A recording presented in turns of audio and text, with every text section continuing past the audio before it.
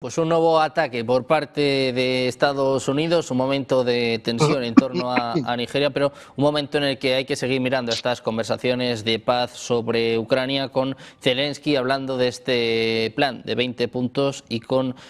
últimas horas que hablan de bombarderos rusos cerca de Reino Unido. Antes de nada, Aníbal, me gustaría preguntarte por ello. ¿Cómo ves estas informaciones que, bueno, vuelven a añadir cierta incertidumbre, ¿no?, a estas conversaciones de paz? El tema Reino Unido y Francia especialmente, aunque conjuntamente con Alemania, van a insistir de cualquier forma y manera de crear situaciones, de amplificar a tal vez hasta pequeñas situaciones, amplificarlas más, como llevarlas al lado más grave de la situación, para hacer una provocación directa, para que se vean más agresivas a Rusia, para que se vea como una amenaza mucho más grande y fuerte para los planes que tiene Europa de aquí a tres o 4 años tal vez, con esa intención de llegar a una guerra con Rusia. Ellos siempre van a insistir de alguna forma de demonizar a Rusia, de llevarla al límite para provocarla al máximo, a ver si por alguna razón Vladimir Putin o su gente o sus generales pierden la cabeza en algún momento y cometen el error de atacar, sea un país europeo, integrante de la OTAN. Esa es la intención en realidad aquí por parte de estos señores belicistas, estos líderes de barro que yo llamo de Europa. La amenaza viviente sobre Kaliningrado también, eso es una realidad. Es una amenaza que hay permanente y Rusia está muy atenta a todas las situaciones que puedan plantearse en ese lugar también. Mas en este caso vuelve a ser otra alarma de esas que ellos amplifican para poder demonizar a Rusia o al ejército ruso o a la Fuerza Aérea Rusa o como sea. Mas esto no va más de allí tampoco. La idea es que mientras se está negociando, tratar de poner a Rusia en la posición más incómoda posible. Esa es la idea, ese es el plan de esta gente, porque no tienen otra herramienta, no tienen absolutamente nada, nada como para poder enfrentar en las buenas y en las malas a Rusia mismo, Sergio. Bueno, pues siguen las tensiones con Rusia, sobre todo con estos bombarderos que seguían una ruta que, bueno, ya estaba planificada. La misma noticia de medios británicos dice que estaban sobrevolando aguas neutrales. Jesús, te quiero preguntar por esto, si realmente se puede calificar como una provocación o si es al contrario, si la provocación en todo caso serían estos artículos, como digo, sobre todo de diarios británicos, sobre todo Daily Mail o The Mirror, que son especialistas también, ¿no?, en estos asuntos. Queda claro, querido Sergio, que estamos en un momento en el que aparentemente todos ganan con este conflicto controlado, ceñido a la zona de Ucrania. Y cuando digo todos ganan, me refiero a los actores implicados. Si lo vemos desde el punto de vista ucraniano, preguntaríamos, ¿pero qué está ganando Ucrania si a final de cuentas todas las semanas, cada semana se anuncia avances rusos progresivamente, conquistando entre 3 y 8 localidades semanalmente? O sea, progresivamente Ucrania está perdiendo territorio. Pero entonces, ¿qué está ganando Ucrania? Cuando lo pensamos no en Ucrania como un todo, sino en la élite que malgobierna Ucrania,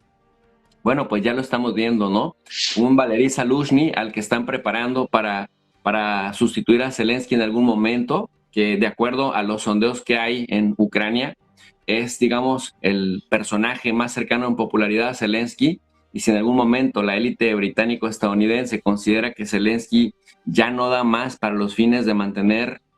la tensión contra Rusia, seguramente lo van a mover, lo van a ver como un obstáculo y lo van a quitar, pero mientras habrán cuidado a Valery Zaluzhny, al que por cierto se le vio muy contento en la República Dominicana tomando el sol en pleno invierno. Por otro lado, vemos al grupo cercano a Zelensky, Mindich, que reaparece en Israel después de los escándalos de multimillonarios de corrupción ligados a su persona. A este señor se le conoce como la billetera personal de Zelensky. Bueno, Yermak, que no ha rendido cuentas, que está por ahí libre, en total impunidad. Entonces, y el mismo Zelensky, que pareciera que por más cercano que esté la corrupción a su entorno,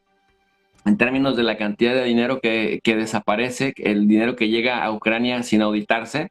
pues es un gran incentivo, una especie de fondo de ahorro personal para el retiro de los funcionarios de alto nivel del gobierno ucraniano, que si en este momento desapareciera el conflicto, bueno, pues ya no hay forma de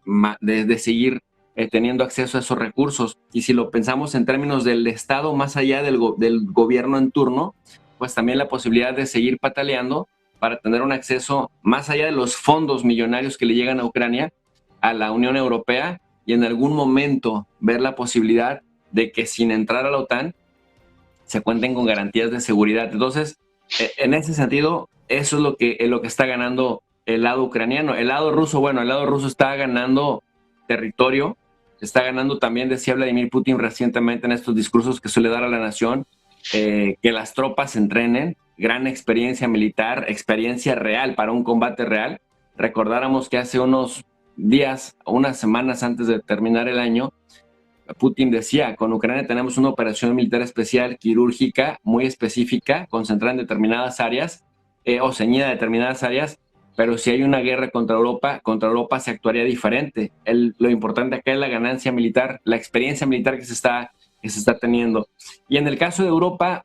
pensaríamos, ¿cuál es la ganancia si las economías están destrozadas, si las deudas de los europeos están incrementando cada vez más? Lo vemos particularmente en el caso de Reino Unido y de Francia, que son, digamos, los liderazgos que tienen un hueco financiero, un hueco fiscal muy grande, y de ahí las crisis políticas que hemos estado viendo, por ejemplo, en Francia, con el cambio constante de primeros ministros. ¿Qué ganan? Bueno, pues si aparentemente están perdiendo a nivel sistémico, lo que están intentando ganar, sobre todo los lobbies del armamento en Europa, empresas como Leonardo, como Rheinmetall, el hecho de que los países,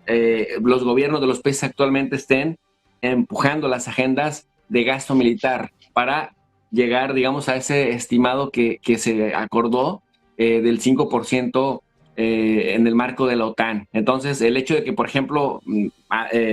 Macron saliera a decir que no tienen 13,000 millones de euros para la cuestión de las pensiones y las jubilaciones y tener que sacudir la política francesa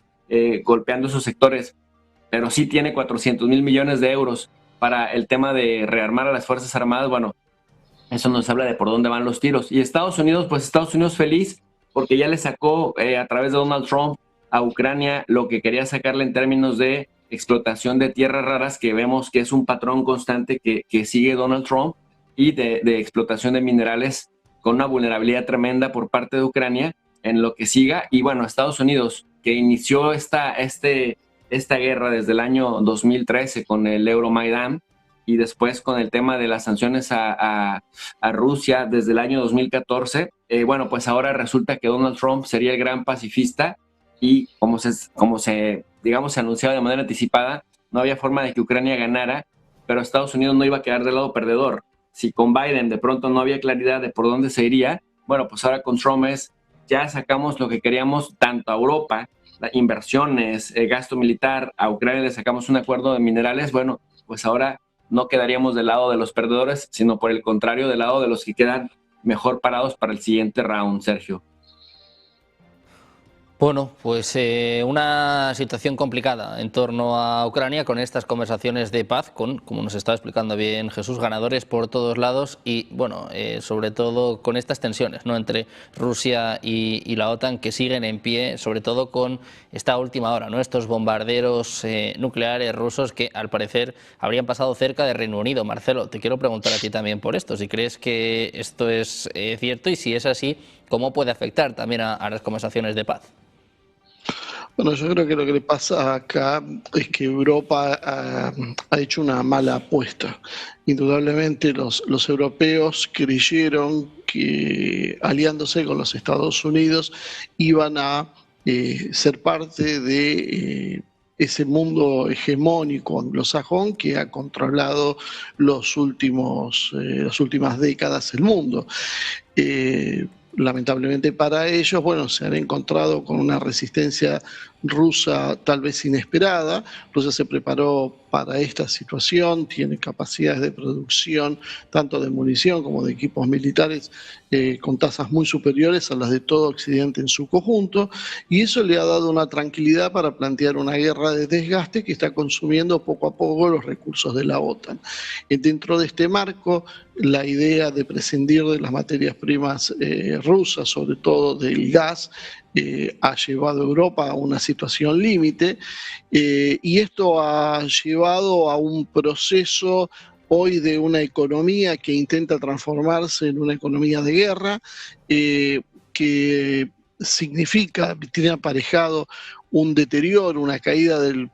nivel de vida de los habitantes europeos, junto con la mano de una mayor coacción sobre las libertades individuales, la libertad de expresión en Europa, y el resquebrajamiento del sistema político predominante hoy de Bruselas, donde los partidos que gobiernan tienen líderes que son absolutamente impopulares. Inclusive personajes como Merz llegan al poder y su popularidad hoy es mínima. Los partidos que amenazan romper esa hegemonía política europea son partidos euroescépticos. Todo esto está transformando esto en un cuadro absolutamente negativo, peligroso para Europa, que intenta solucionar el problema aumentando la tensión y de esta manera tratando de arrastrar al gobierno de Donald Trump a una guerra que ya no, Trump lo ha dejado bastante claro en el sentido cuando dice, esta es la guerra de Biden. ¿Por qué no es la guerra de Trump? Porque económicamente no le conviene, no le sirve. Si bien es cierto que él ha conseguido concesiones en territorios ucranianos sobre minerales, por otro lado, esos territorios pueden caer en manos rusas y pueden quedar en papel pintado nada más. Entonces la situación creo que se empieza a transformar en algo límite, pero creo que ahí aparece cierto pragmatismo empresarial de Trump, donde bueno, se ha hecho una mala inversión y es hora de retirarse, hacer un control de daños y que se arreglen los europeos. Mientras tanto, aprovechar esa capacidad de presión para que los europeos gasten más en cuestiones militares y que esas armas se compren precisamente a los fabricantes estadounidenses. Bueno, este es el conjunto de la situación, y Europa cada tanto amenaza con prepararse como una guerra a escala contra Rusia, y Rusia ha advertido, sí, a través de las palabras de Putin, sobre que su respuesta no va a ser la que hubo en Ucrania, va a ser absolutamente devastadora y no va a quedar nadie con quien negociar, mientras que por otro lado da muestras de su decisión, bueno, precisamente con actos como este, como utilizar bombarderos que pueden ser portadores nucleares, como una señal de alarma y mostrándole en realidad la vulnerabilidad de Europa, como diciendo, bueno, vamos a mantener este conflicto dentro de determinados parámetros convencionales, nada de intentar escalarlo porque simplemente no vamos a entrar en ese juego de ir extendiendo la guerra, sino simplemente vamos a responder, y eso significa la desaparición de los países europeos que se nos enfrenten. Bueno, pues atentos a estas tensiones entre Europa y Rusia con el foco puesto en estas amenazas por parte de la OTAN. Vamos a hacer una pequeña pausa, 2 minutos, y enseguida miramos a Venezuela, a las amenazas también por parte de Trump. ¿Qué supone este ataque de Nigeria y cómo está afectando este bloqueo total anunciado por parte de Estados Unidos? Hacemos una pausa, 2 minutos, y enseguida la información en Negocios Televisión.